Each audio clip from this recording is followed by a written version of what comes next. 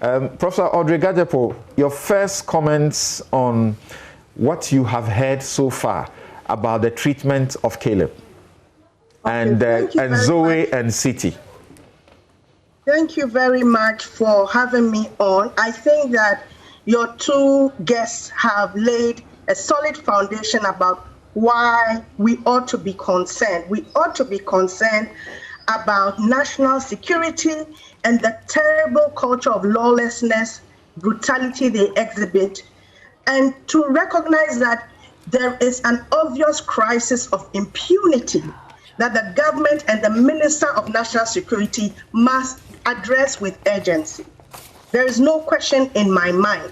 And it has to, in this instance, we're talking about the treatment of journalists, and that's egregious, but I think also that we should be concerned about the treatment of other people that come in the purview of national security. It is a problem. The Minister for National Security is a former lawmaker who was well respected when he was in Parliament.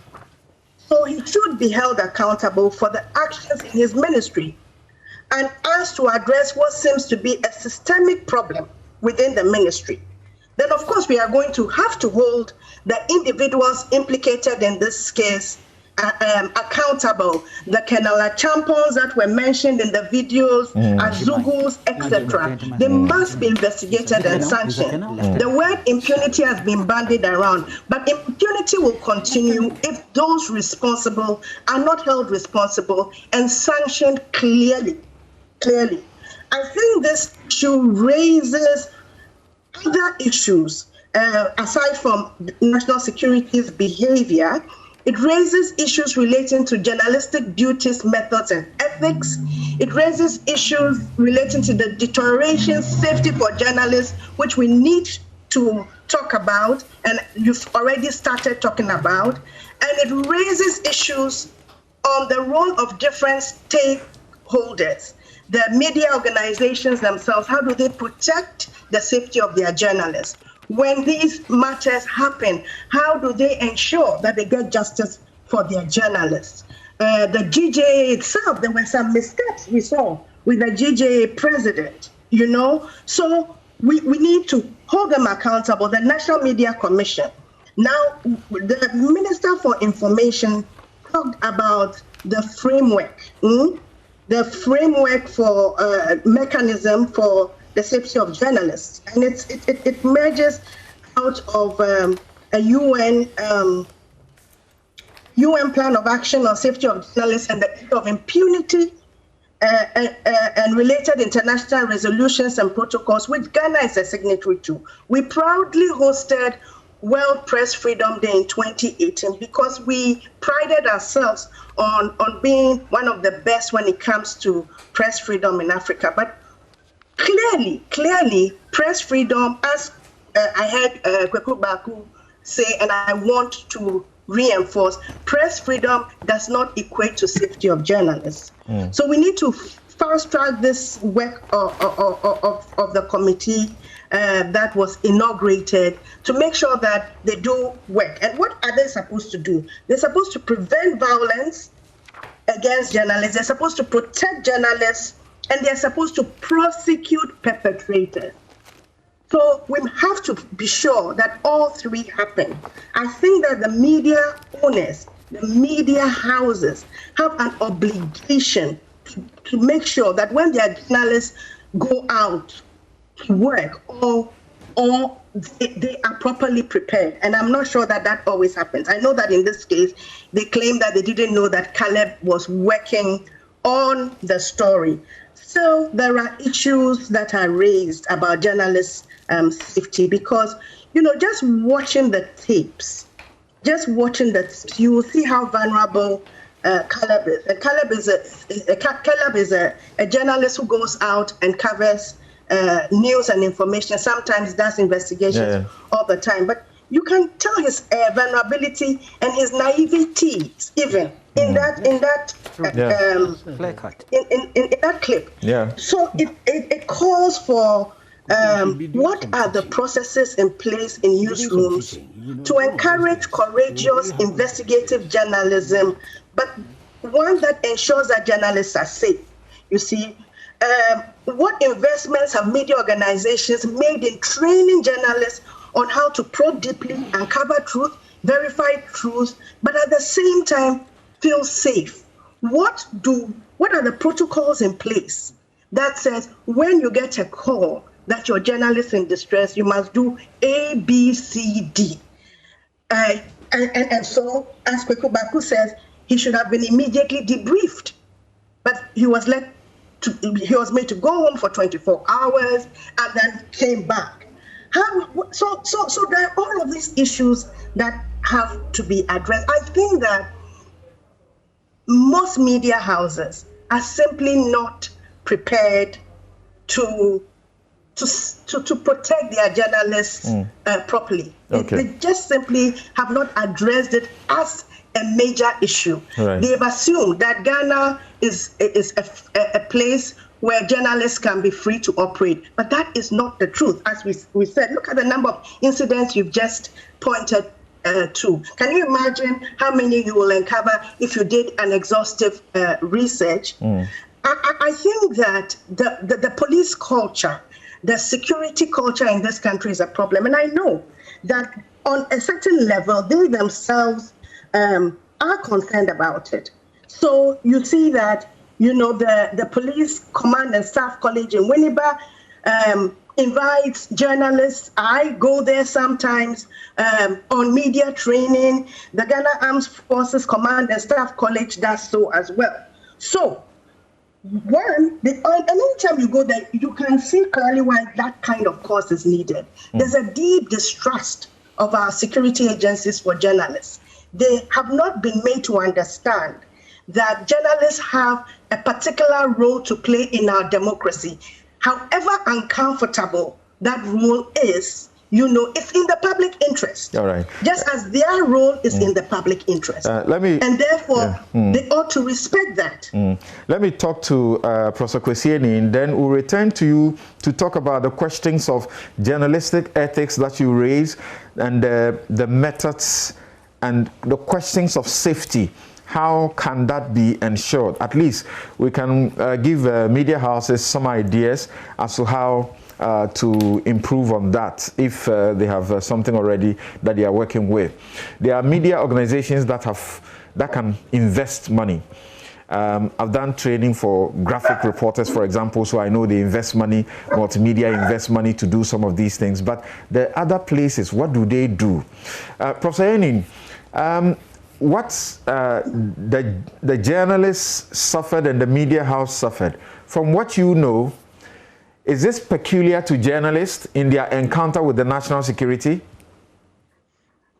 No, I mean, it's far from it. And I think Audrey captures it very well, that this goes beyond journalists and media practitioners. What we are seeing is not just a definitional crisis of what national security is and what regime security is. There seems to be a conflation of the two, that we are replacing the nation's interest with a certain wrong perception and understanding of how to perform security roles and functions that suits a particular interest group. So I think the broader issues that I would want to raise this morning relates to, first, this conflation between national security and regime security. I think that is the major problem here. When the names that have been mentioned perform their actions, in what context do they think they are working? Are they working for Ghana, or they are behaving in a manner that they think their political masters will find it useful? And I think when we use the terminology national security, then what we have experienced, or what Caleb has experienced, is both intolerable, unacceptable, and a disgrace. Because national security responsibilities first deals with the oversight responsibilities of the various agencies under the national security framework to ensure that they are responsible, their actions are effective. National security's most critical function is about joint assessment of the threat posture. Okay, so the work that Caleb was doing, to what extent was that assessed as posing a threat to the state? Okay, and if that was analyzed by the Azugus of this world, that it poses a threat to the state, it does not justify the kind of treatment that he has been given. The third point relates to what our national security priorities are. Okay, national security priorities must once more be based on the threat assessment that I am talking about, provide expert advice on security breaches. What are the changing dynamics of the threats as we see it? Okay, so what it comes down to is that by looking or by understanding national security within a threat assessment perspective, it allows the various agencies to understand what their tasks are and to follow through to ensure that these tasks are carried out by the various agencies. Okay, so there are broader issues once more with recruitment. How is the recruitment done? The quality of the training and the content of the training.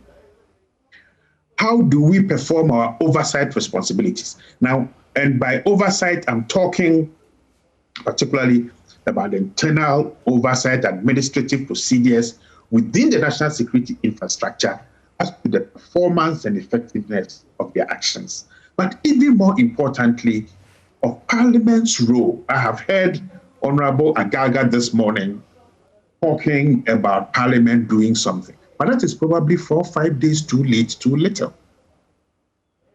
The Parliamentary Committee on Defense and Interior ought to have acted on this as quickly as possible, precisely because there's a very discomforting culture of dismissiveness, of arrogance, of violence, of public abuse.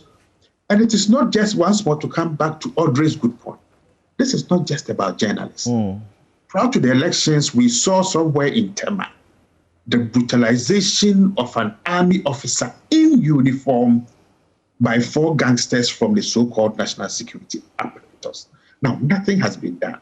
And therein lies my concern with this letter that has been written and signed by one of the operatives, that they will investigate and do something. Okay, Professor has given us a long list of cases where these incidences have taken place. Okay, I doubt very much if we've ever seen the results of any of these investigations. Right. So, 2 last points.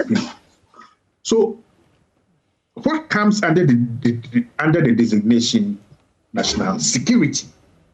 Under what process? What are the processes and mechanisms for designating something as being of national security interest? How is it done? When do we do it?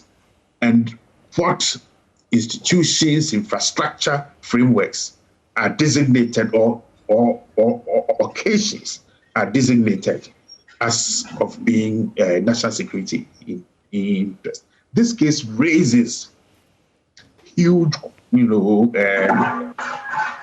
huge questions. Yeah, so Professor, do you mind educating us, because I want us to go to that bit now, because we are being told, we are being asked, like people like you, something you are saying there was no crime committed whatsoever. Well, I've read the statement of the national security, and they don't say any crime was committed. What's the name? Caleb, when he was being picked, These are officers who must have been trained how to conduct an arrest, which requires you to tell the person first why he's been arrested. That is to say which crime it is. They didn't do anything like that. As we speak, we know that there's no prosecution, there's no charge.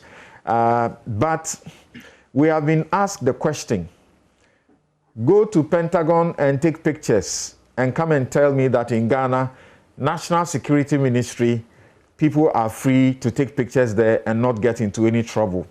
So educators, I know that in the US, their criminal code provides, there's a specific provision.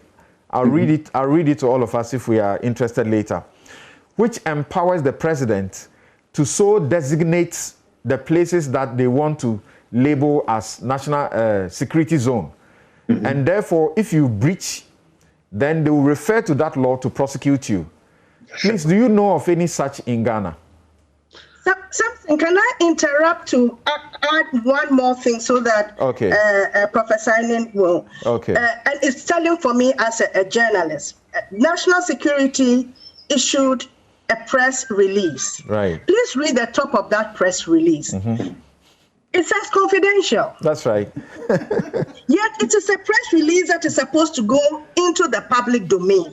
So that question you just asked, what is designated as national security and confidential must be clarified for us, because they go about declaring everything as a national security zone. Right.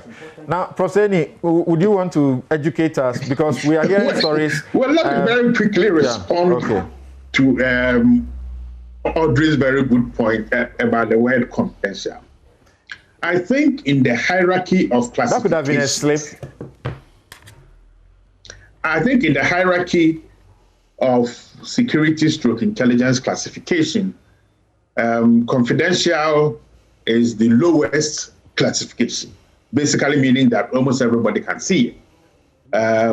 But for those of us coming from the civil society side, of course, when something is confidential, then it's not something that you go showing around and sharing with people. So this is something that at the KIPTC, those of us from the civilian professional side have had to be educated that in military speak or intelligence speak, the word confidential, or actually in the hierarchy of how limited a document must be circulated, then the word confidential is actually the least. So yes, they will place the word confidential on almost in anything. A document from one office to the other will still be, that word confidential will appear on it. But I think of the once more, this is, there is a need for a broader public education about the way these terminologies are bandied around, the way it creates a disconnect between those who provide a particular type of security service and those of us who are recipients of that service. But more importantly, taking into consideration where we are located and the need for partnerships and collaboration. To learn to use a language that is more dialogic, that is more inclusive, that is more friendly. Now, to come to Samson's point, and here lies the ethical point that I think the three earlier speakers have been talking about. I think we also need to discuss the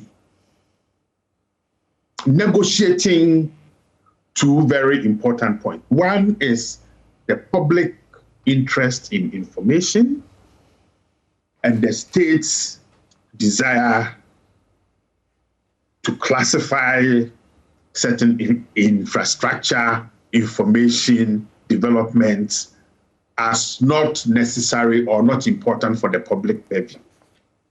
This is a conversation that I think we need to have. Is it everything that the state has designated as of being national security interest that has to come into public purview? How do we mark, label, some of the infrastructures that we have as no-go areas?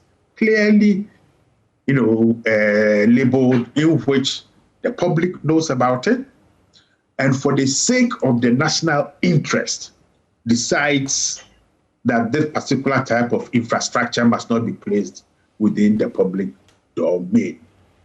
Because of this lacuna, officials who come into the public space as working for national security can then classify everything, either their actions, buildings, utterances as of national security interest, and therefore something that should not come into the public purview.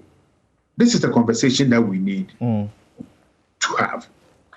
There is not, to my knowledge, any specific law since 1951 that criminalizes access to particular or taking, photographs of particular infrastructure. However, particular types of documents, if we take, for example, all discussions around small arms and all laws around small arms in Ghana are actually supposed to be state secrets. That should not be shared nor actually discussed within the public domain. That's right. Okay. So quite a lot of these laws might be in existence as subsidiary laws somewhere, but we haven't brought them together in a single body of legislation that allows all of us to have access to. Okay, so Prof, if you can deal with this quickly for me. And from my research, I dare say we don't have what we purport to do. And because, as you may have heard me say, because the Constitution is where we all start from, the Constitution in Article 1911 says nothing is a crime unless it has been defined in law and the penalty has been prescribed in a written law, not on a wall, not on a house. Now, clearly, some people have tried to show us the State Secret Act, which doesn't apply at all. It doesn't come any close. So my question is, I'm thinking in my mind, you teach security. If I take the Defense Ministry and the Burma camp, are they both security zones? The Defense Ministry, which is the policy, center, and the Burma camp, which is the operational center, are they both security zones? Let me come to Burma camp. It ought to, but it's no more. Because if you take the accounting base for how many professionals to technical people should be living at that camp, probably there are more than 20 times the number of people who ought to be living there, who have no business being there. So I think the security classification of Burma camp probably can be reduced to the very lowest. However, anyone in uniform or supposedly from national security can intimidate you within Burma camp if he or she thinks that you are doing something that he or she does not like. And something that is why we need to go back to the broader question. What are the mechanisms and the processes that leads to the designation of a place, an issue, a topic as a national security? Proceeding, this small clarity, if you can do that in 30 seconds for me. Yeah. The so-called Political Policy Office of the Ministry of Defense. Yeah. Is that a security zone, or is the operation center, the Burma camp, which should be a security zone, or both? Both. But Burma camp is no more a real security zone because it has been infiltrated by civilians, hawkers, traders, shops, people who don't have no business being in Burma camp. All right. Thank you. Now, let me start with Kweku. Now, the question of breaching of some law or ethics in capturing the video at the place where he did. What do you say about it?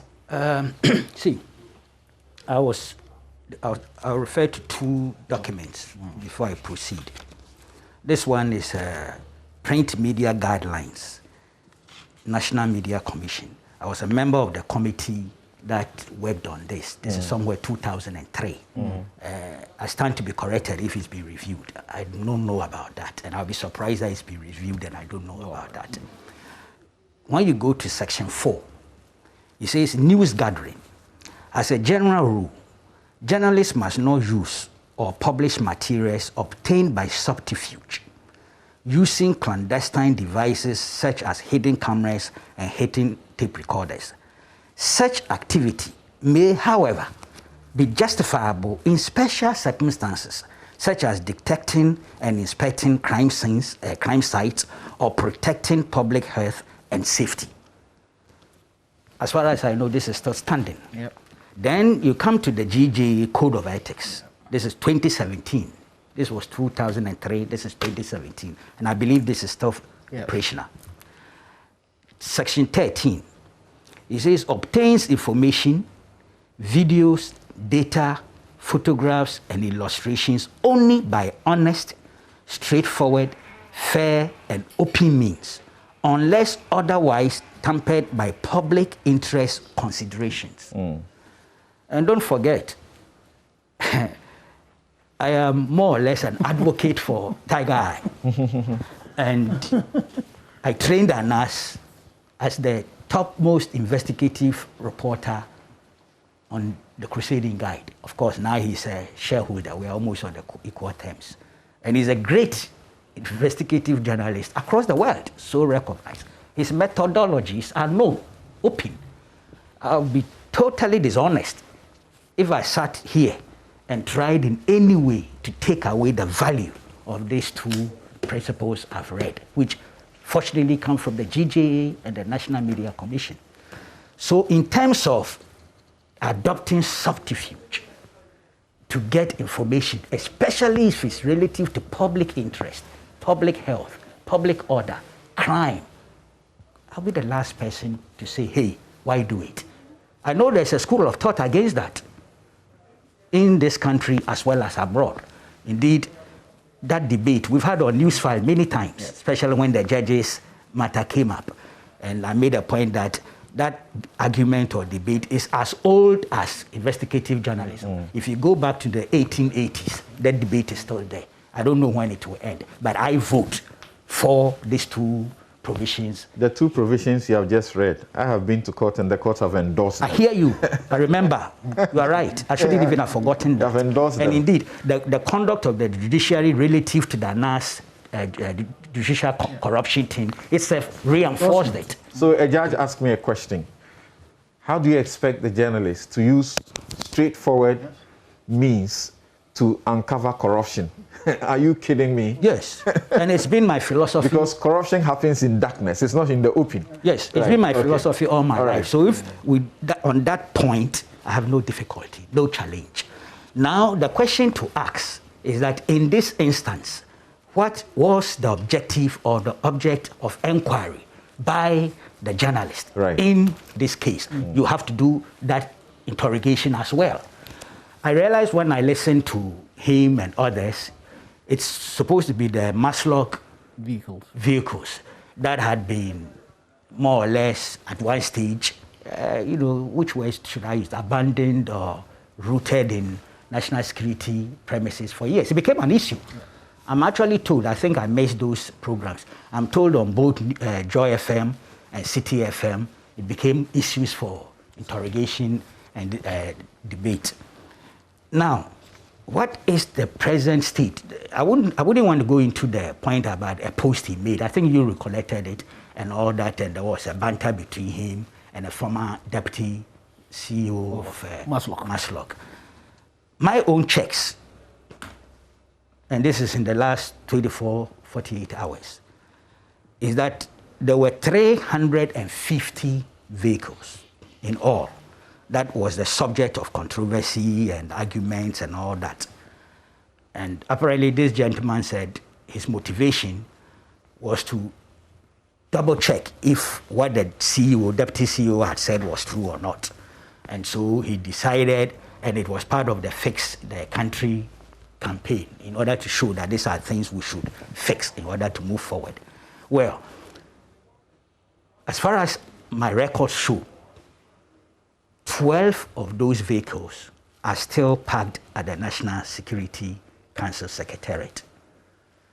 And they are still there because apparently they are unusable and non-functional because of engine defect. Please, let's show our audience again the picture of when they were sitting there in full. And now the former Maslock boss tells us, Dr. Stephen Amoah, that 90% of the vehicles have been taken away. Okay, so this was the first state, and which Caleb captured and showed in support of Fix the Country campaign. And then the deputy Maslock boss, Efia Koto, we understand, told him that this situation doesn't exist anymore. So he pulled this down and then rendered an apology, but decided that he will not end there. He will go to the place to confirm for himself if the vehicles are there or they are not. Yes, and as I'm saying, at least I have a memo here dated 5th November 2020. I've got some other documents here. This is from the Vehicle High Purchase Unit of Maslock to the CEO and others, dated 5th November 2020. Summary report on the high purchase allocation of 350 vehicles. As I said, there's only 12 left there. And there's enough record to show that the supplier and Maslock came to an agreement that those 12 are non-functional because of engine defect. So they are still there, that's a fact. There are also other vehicles there, the V8, reference to V8. Yeah. Those are NAM1 vehicles that Yoko got a court order to preserve. And I'm told that now the Yoko has been asked by the Attorney General's Department to proceed to get a court order to dispose of them. So the 350, my records show, the Chevrolet Sparklight. You know, I don't understand vehicles. I'm very bankrupt there. There were 100. 99 sold. One engine defect is one of the 12 there. The Chevrolet Aveo is 150. 24 was taken by Maslock as part of their fleet of vehicles. Then one was given out to the National Teachers Award, the second runner-up. Best Teacher Award. Yes. And 11 of them defect engine. Then there's the Isuzu buses. Is that how to pronounce it? Isuzu or Isuzu buses. There were 100. One was taken by Maslock. 98 was sold. 83 of it to GPRTU. No defect. Total, it means 350 came in, 25 went to Maslock, 311 were sold, and 12 defect. One of the donations went to the National Union of Ghana Students. I forgot to mention that. As we speak, there is even some running battle between members of the GPRTU who were located and Maslock in terms of non-payment. All right. So you see, my view, and this is where I'm cautious because I hardly do peer review of fellow journalists in the sense that there's an element of double standards. So now, as you indicate, some remain there. 12. And then effective. Dr. Stephen Amoah was also candid and said 90% have been evacuated. But the response to Caleb that led to him taking down this particular picture was that all the vehicles have been cleared. Well, I didn't read the deputy chief executive. That's okay. Yeah. But assuming she said so, then she was wrong to the extent that she should have clarified that look here, there are 12 left, the 12 are defective. And right now, indeed, even before the sale to GPRTU, and there are a lot of outstanding payments, they haven't paid, they haven't done this and all that. It took presidential intervention to reduce the prices because you know there was a contention over quality of the vehicles, whether that was the standard that the GPRTU had asked for, and the prices.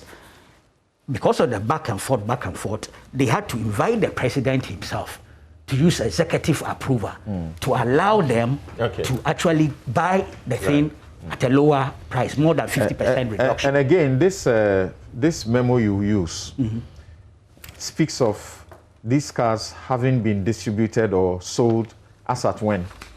I'm told 2019, late 2019. Okay, but that's not on the document. No. Okay. Yes, that's no. But you see, there are things. I just wanted to confirm because the document we have says the response that came to Caleb was that, and then Sivinamwa also said they had been sold at 2019. Yes. And we know Caleb's concern is that at the back of his mind, he remembers how we left the gallopers for 17 years. Of course. And state money, people's money was used to purchase them. About 2.6 million US. Eventually, when they got rotten, we sold them for a paltry 300 and something thousand Ghana cedis. The meeting, one of the minutes between GPRTU and Maslock is dated 11th December 2019. All right. They were there to look the way forward to take the release the 83 buses. Okay. So the point I'm making is that also checks, and of course the deputy chief executive could have helped by indicating that, look, we have 12 left, the 12 are defective and unusable. I'm told there is an action to see how it can be sold out as scrap. So that's the situation. Okay. And once again, these cars have been sitting there since when?